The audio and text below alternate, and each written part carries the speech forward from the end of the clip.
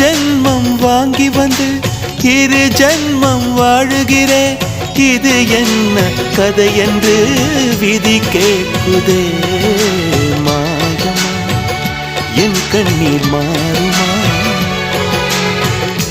எங்கேயோ தொலைந்த விதை இங்கே வந்து பூத்ததென முல்லை பூ என்றிருந்தேன். முள்ளோடு பாய்ந்ததென்ன நான் உடனிருக்க நிழல் என்னை தூரத்த உயர்த்திய